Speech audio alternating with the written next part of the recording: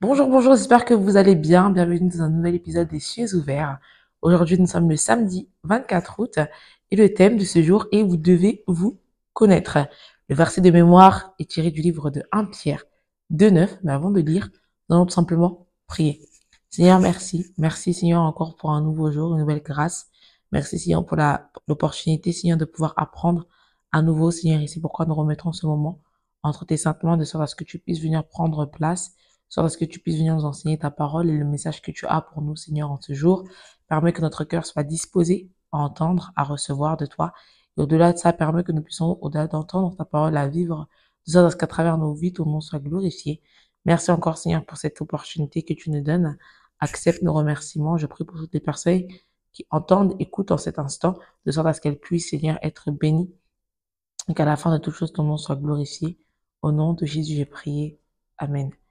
Alors, comme vous disiez, le verset de mémoire d'aujourd'hui est tiré du livre de 1er Pierre, de verset 9, qui nous dit « Vous, au contraire, vous êtes une race élue, une sacerdoce royale, une nation sainte, un peuple acquis, afin que vous annonciez les vertus de celui qui vous a appelé des ténèbres à son admirable lumière. » Donc déjà, si on se réfère au titre d'aujourd'hui qui est « Vous devez vous connaître », on peut tout simplement voir ici dans ce verset que je viens de lire qui nous sommes. Nous sommes une race élue, un peuple royal, une nation sainte. Toutes ces choses font partie des choses que vous devez savoir en tant que chrétien parce que vous devez en effet vous connaître. C'est important de savoir qui nous sommes en Christ. C'est important que vous sachiez, et je vais parler pour moi également, moi comprise, c'est important que nous sachions qui nous sommes en Christ. Parce que, chose à savoir, c'est que l'ennemi, si vous ne savez pas qui vous êtes, si vous ne connaissez pas votre identité en Christ, l'ennemi l'utilisera forcément contre vous. Il vous dira des choses qui sont fausses, parce que bien évidemment, l'ennemi est un menteur. Mais si vous n'avez pas vous n'avez pas quelque chose qui peut démontrer que ce qu'il dit est faux, bah malheureusement, vous allez croire ce qu'il vous dit. Donc, c'est à vous, en fait, de savoir qui vous êtes en Christ. Qui êtes-vous en Christ? Vous devez vous connaître. Forcément, on se connaîtra. Personne nous connaît aussi bien que notre Père, notre Créateur. Mais c'est important que vous puissiez savoir qui vous êtes. Si par exemple, on prend le fils d'un roi, vous imaginez tous les privilèges qu'il a. Mais s'il n'est pas conscient qu'il est roi, finalement, il se comportera comme, imaginons qu'il ne connaît pas qui il est, et qu'en plus, il est pauvre. Bon, qu'il pense qu'il est pauvre, parce qu'un roi, forcément, a la richesse qui va avec. Mais imaginons qu'il ne sait pas qui il est, c'est-à-dire qu'il ne sait pas qu'il est riche, que, que son père est un roi. Ben, malheureusement, il finira par manger, alors que finalement, il peut avoir tout ce qu'il veut. Donc, d'où l'importance de connaître qui vous êtes, d'où l'importance de se connaître lorsque nous sommes en Christ. On doit se voir comme Dieu nous voit.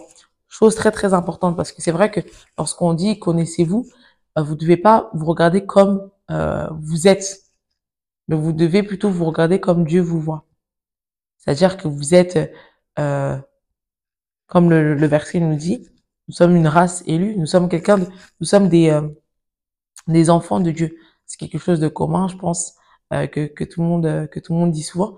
Mais déjà, le fait de savoir que vous êtes enfant de Dieu peut changer énormément de choses. Vous êtes le bien-aimé de Dieu. Dieu vous aime tellement. Et je pense qu'on peut même pas imaginer à quel point Dieu nous aime. Et toutes ces choses, bah, finalement, vous aident petit à petit à créer cette identité en Christ et à vous voir de la manière, non pas comme les autres voient, parce que ça aussi, ça peut être le cas. Beaucoup se voient comme les autres les voient et non pas comme ils sont réellement. Malheureusement, ces personnes-là vont se fier à ce que les gens disent d'eux, pardon. Par exemple, une personne qui est mal dans sa peau finira par croire les moqueries ou ce que les gens peuvent dire d'elle sur son apparence, par exemple physique. Donc, d'où l'importance de connaître qui vous aime. Parce qu'en fait, si on se réfère au physique, la Bible nous dit justement que Dieu nous a créés parfaitement. Il nous a créés à son image. Et donc, de par ce fait, vous savez petit à petit comment vous êtes. Vous pouvez tout simplement transformer cette vision que vous avez de vous-même pour justement vous voir comme Dieu vous voit. Il faut également savoir qui vous êtes face aux situations difficiles. Parce que bien évidemment, les situations difficiles viendront. Mais c'est à vous de savoir encore une fois qui vous êtes par rapport à cette situation-là. Imaginons que demain vous passez par une situation très difficile, vous pensez que vous ne pourrez pas vous en sortir et l'ennemi fera tout pour vous convaincre que vous ne pourrez pas vous en sortir. Mais c'est à vous de vous dire non, en fait. La parole me dit dans le livre de Romains 8:37 que je suis plus que vainqueur grâce à celui qui m'a aimé. Cela signifie que quelles que soient les situations que vous traversez, vous êtes vainqueur. Vous aurez la victoire sur cette situation-là. Ça peut être la perte d'un emploi, ça peut être le divorce, ça peut être énormément de choses. Mais dites-vous qu'en fait, Dieu vous donne déjà la victoire. Avant même que cette situation puisse prendre fin, Dieu vous a déjà donné la victoire. Et donc, encore une fois, lorsque vous savez qui vous êtes en Christ, vous saurez justement que vous avez cette victoire-là en Christ, et ce, quelles que soient les situations que vous traverserez. Il faut savoir une chose, c'est que l'ennemi, lui, passe très souvent par la pensée. Il veut vous faire convaincre, il veut vous convaincre, pardon, de tout et n'importe quoi. C'est son but. Il veut vous nuire, et il passe principalement par la pensée. Et c'est à vous, justement, parce que forcément, il va vous remplir de mensonges, des choses qui sont fausses, mais c'est à vous de vous dire, en fait, non, Dieu ne dit pas ça de moi, mais Dieu dit cela. Et d'où l'importance de savoir ce que Dieu dit également. Que dit sa parole? Que dit la parole de Dieu à mon sujet? Si maintenant vous êtes convaincu que par une situation, par exemple, imaginons que demain vous passez un examen et que vous pensez ne pas y arriver et que l'ennemi vous convainc qu'en fait ça sert à rien, ça sert à rien de réviser, vous serez le dernier. Non, c'est à vous de vous dire non en fait. Même si le diable dit que je suis, la parole me dit quoi? La parole me dit que je suis le premier et non le dernier. La parole de Dieu me dit que je suis la tête et non la queue. Donc c'est important aussi de savoir ce que la parole dit à votre sujet. Lorsque je dis vous connaître, vous pouvez notamment, principalement, vous connaître à travers les Écritures, parce que la parole de Dieu vous dit justement qui vous êtes. Va pouvoir vous forger cette identité-là, vous créer cette identité-là que vous avez en Christ. Et lorsque vous connaissez la parole, je vous garantis que ça va vous aider énormément. Et ce, peu importe les situations que vous allez traverser. Il y a une véritable puissance dans la parole de Dieu. Lorsque vous la connaissez réellement, lorsque vous savez ce que Dieu dit à vos sujets, et on peut aller plus loin, lorsque vous savez les promesses de Dieu à votre sujet, etc., etc., je vous assure que rien ne pourra plus, ou du moins, les choses vous déstabiliseront moins. Parce que vous aurez cette force de caractère que vous puiserez dans la parole, ce qui vous permettra peu importe ce que les gens vous disent, peu importe peu importe les situations devant vous, finalement, vous regardez non pas à cette situation-là, mais vous regarderez à ce que la parole dit. Et cela vous aidera à ne pas plonger, mais à justement ressortir la tête haute de cette situation. C'est à vous justement de rejeter ce que l'ennemi dit à votre sujet. Personne ne pourra le faire à votre place. Dieu ne pourra pas descendre, vous retirer cette pensée-là. Mais c'est à vous justement de prendre autorité sur cette pensée-là et dire non, en fait, ceci n'est pas de Dieu. Ceci n'est pas ce que Dieu dit à mon sujet. Ceci ne sont pas les promesses de Dieu me concernant. Mais voici ce que Dieu dit. Voici ce que la parole déclare. Donc c'est à vous vraiment de rejeter ces pensées et à ne pas accepter en fait ce que l'ennemi dit à votre sujet. Parce qu'encore une fois, l'ennemi est un menteur. Il veut vous nuire. Il veut nuire à tout ce qui vous concerne. Voilà. S'il y a vraiment aucun doute là-dessus, c'est que l'ennemi souhaite vous nuire. Et il peut passer par tous les moyens. Principalement par la pensée. Donc c'est à vous de rejeter en fait ces pensées-là. Parce que ce que dit l'ennemi de vous n'est pas ce que Dieu dit de vous. Un autre point important que je voulais aborder avec vous, c'est que le diable est trop petit pour contrôler les pensées et les actions d'un croyant. Il faut comprendre que lorsque vous êtes en Christ, vous êtes bien plus fort, Dieu vous donne cette puissance qui vous permet d'être bien plus fort, qui vous rend bien plus fort face à ce que l'ennemi peut vous dire et même face à l'ennemi lui-même. La parole déclare que la parole nous appelle des dieux.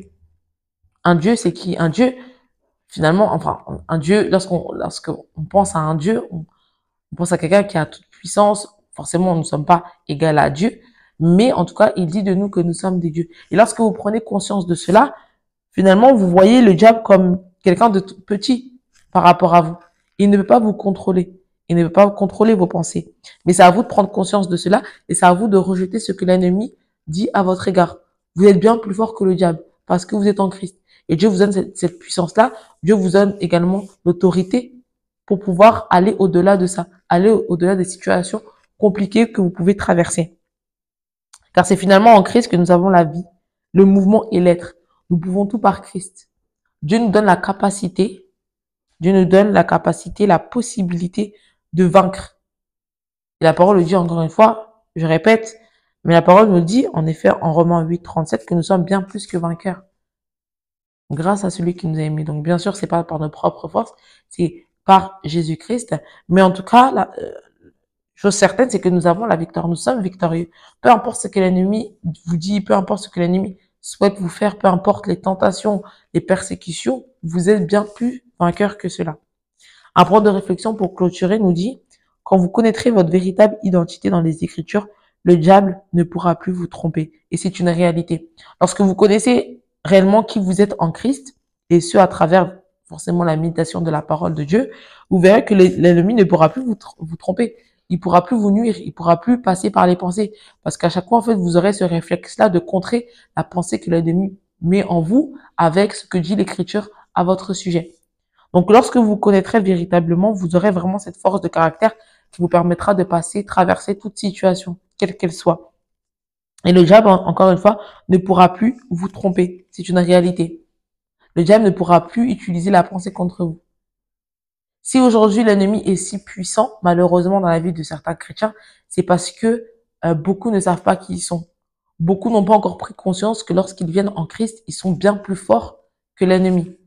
Beaucoup aussi, pour aller plus loin, n'ont pas encore pris conscience que l'Éternel a mis à disposition des choses, des clés, des outils pour pouvoir, en fait, pour qu'ils puissent tout simplement conserver cette victoire-là. Et donc, malheureusement, ils sont trompés par l'ennemi. Donc, c'est à nous, en fait, c'est un travail quotidien, certainement, mais c'est en tout cas, c'est à nous de prendre conscience de cela. Nous sommes bien plus forts que l'ennemi, et l'ennemi, à partir du moment où on connaît, nous savons qui nous sommes, ne peut absolument rien contre nous. J'espère que vous avez été bénis par ce moment.